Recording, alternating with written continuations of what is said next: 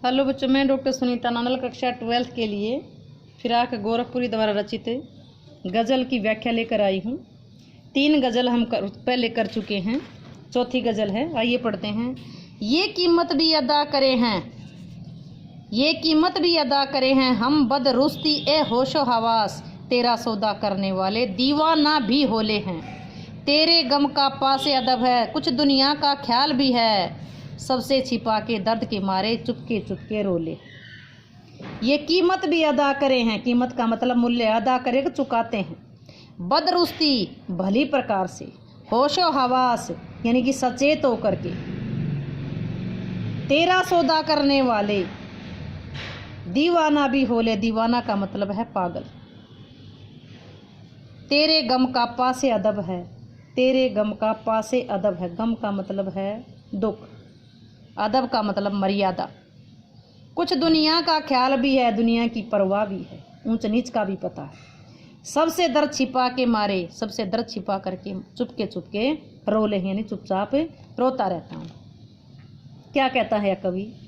कवि कहता है कि ये कीमत भी अदा करे हैं हम बदरुस्ती होश हवास, मैं अपने पूरे होश हवास में तुम्हारे प्रेम का मूल्य चुका रहा हूँ। मैं पूरे होश हवास में तुम्हारे प्रेम की कीमत अदा कर रहा हूँ।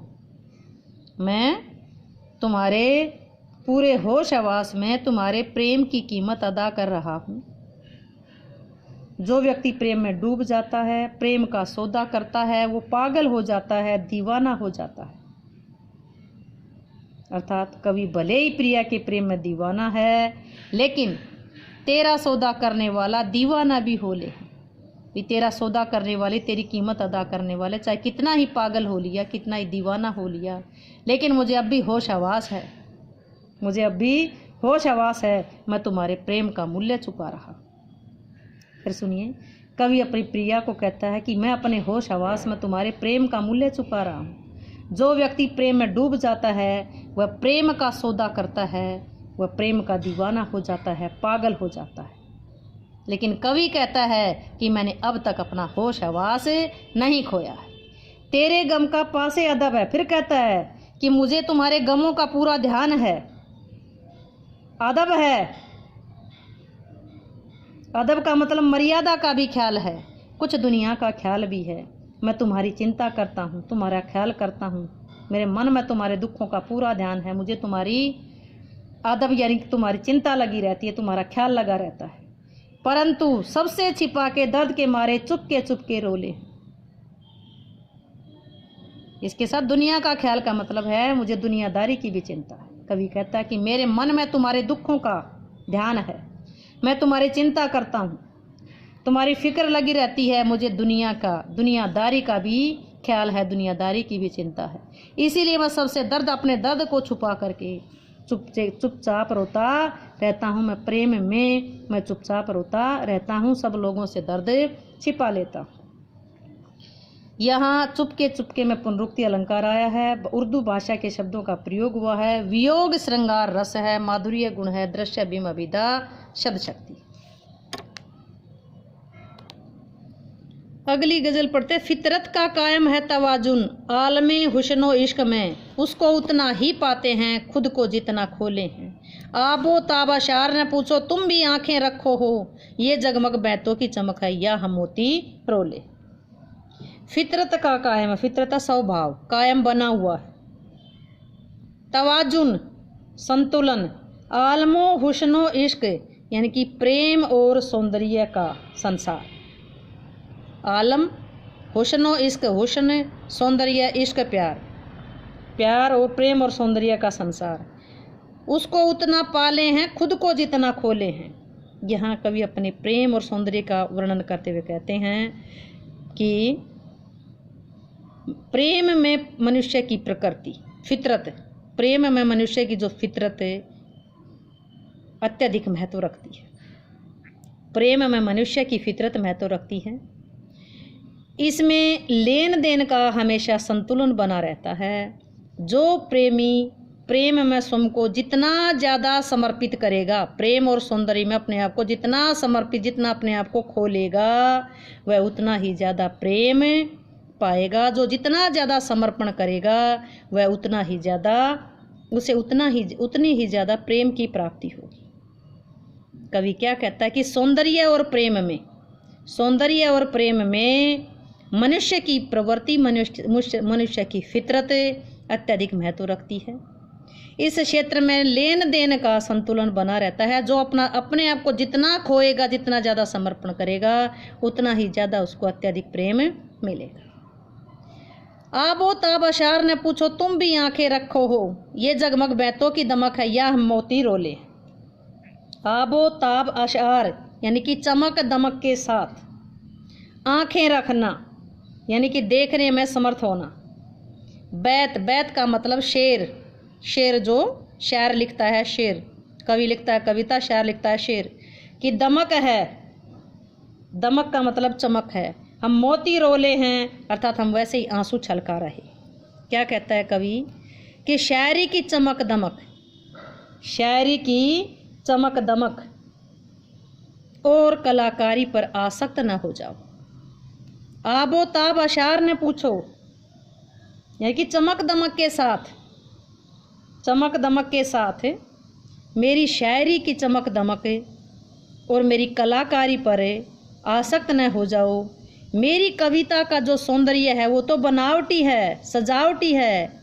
जो लोग मेरे शेरों को अच्छी प्रकार से जानते हैं उन्हें इस बात का पता है कि मेरे शेरों में जो सुंदरता है वो मेरे आँखों के आंसुओं से मिलती है। अर्थात मैंने अपनी प्रेमिका के वियोग में जो आंसू बहाए हैं उन्हीं के कारण मेरे शेर में, मेरी कविता में चमक आई। कवि कहता है कि आबो ताब अशार ने पूछो चमक दमक के साथ मेरी जो शायरी की चमक दमक है उसको मत पूछो। तुम भी आंखें रखो हो यानी कि तुम भी देखने में समर्थ हो, केवल मेरी शायरी की चमक दमक पर ध्यान मत दो। तुम भी आंखें रखते हो, तुम भी आसानी से देख सकते हो।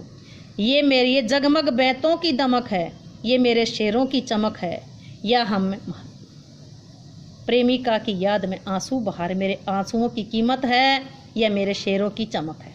क्योंकि मैं जो शेर लिखता हूँ उसमें प्रेमिका के वियोग में बहाए हुए आंसुओं की चमक है। उन आंसुओं की चमक के कारण ही मेरे शेर प्रसिद्ध हो रहे हैं, दुनिया मेरे शेरों को पढ़ रही है। मोती रोले, आंखें रखना ये मुहावरे हैं। वियोग श्रृंगार रस है, माधुर्य गुण है, दृश्य बिंब है, अभिदा शब्द शक्ति है। पहले शेर में तो कुछ मुश्किल भाषा, दुरु बोलते हैं, दुरु भाषा का प्रयोग हुआ है, लेकिन दूसरे में कुछ आसान शब्दों का प्रयोग हुआ है। आइए देखते हैं अगली गजल। ऐसे में तू याद आए है अंजुमने में रिंदों को, रात गए गर्दू पर फरिश्ते बाबे गुनह जग खोले हैं। सदके फिराके जाजे सुखन के कैसे उड़ा लो ये आवाज़, इन गजलों के पर्दों में तो मीर की गजलें बोले। ऐसे में तू याद आए, कवि अपनी प्रेमिका को कहता है कि जब रात में सारा आकाश यानी कि सो जाता है। अंजुमने में यानी कि शराब की महफिल, रिंद का मतलब शराबी, शराब की महफिल में शराबी।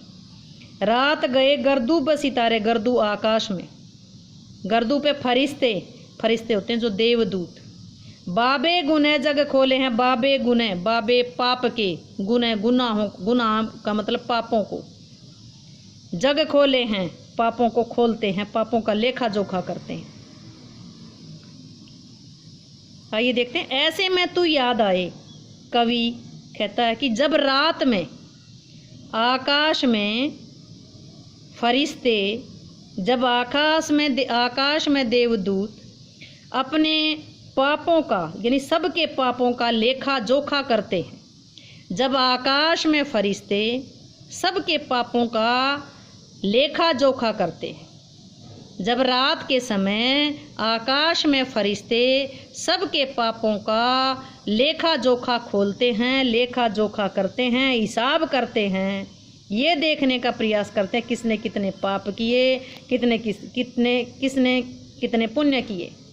तब उस समय हम शराबी शराब की महफिल में हम तुम्हें शराब की महफिल में हम गम में तुम्हें याद करते हैं।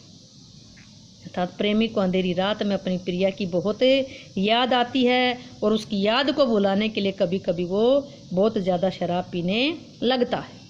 क्या कहता है कि रात के समय जब आकाश में देवदूत, यानी कि गहरी अंधेरी रात में देवदूत जब पापों का पिटारा खोलकर हिसाब किताब करते हैं, लेखा जोखा करते हैं, तो मैं शराबी शराब खाने में तुम्हारे दुख में तुम्हें याद करता हूँ। अर्थात शराब पी करके तुम्हारे दुख को भुलाने का प्रयास करता। सदके फिराक एजाजे सुकन के कैसे उड़ा ले ये आवाज़। इसमें कवि कहता है कि लोग अक्सर मेरी कविता पर आसक्त होकर के कहते हैं कि हम तुम्हारी शायरी पर न्योछावर होते हैं। सदके न्योछावर होते हैं। फिराक कवि इसका गोरखपुरी का पुरान फिराक। एजाजे सुकन काव्य का सौंदर्य, कविता की सुंदरता पर कैसे उड़ा ली ये आवाज़।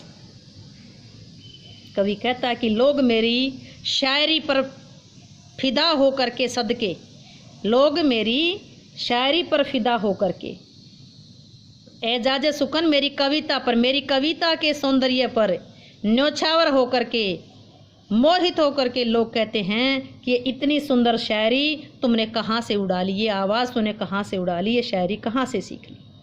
लोग मेरी कविता की सुंदरता पर न्योछावर होकर के, मोहित होकर के, आसक्त होकर के मुझसे पूछते हैं कि तुमने इतनी सुंदर शायरी कहाँ से सीख ली। इन गज़लों के पर्दों में तो, तुम्हारी गज़लों के शेरों में तो मीर की गज़लों की आवाज़ है। तुम्हारी गज़लों के जो पर्दे हैं, तुम्हारी गज़लों के जो शेर हैं, उसमें तो मीर की गज़लों की आवाज़ है। अर्थात तुम्हारी कविता मीर की कविता के समान सुघड़ और आकर्षक है। श्रृंगारस है, उर्दू भाषा है। दृश्य अभिमा अभिदा शब्द शक्ति है। रात के समय प्रिय को अपनी प्रेमिका की याद सताती है। कवि ने स्वयं अपनी शायरी की प्रशंसा की है।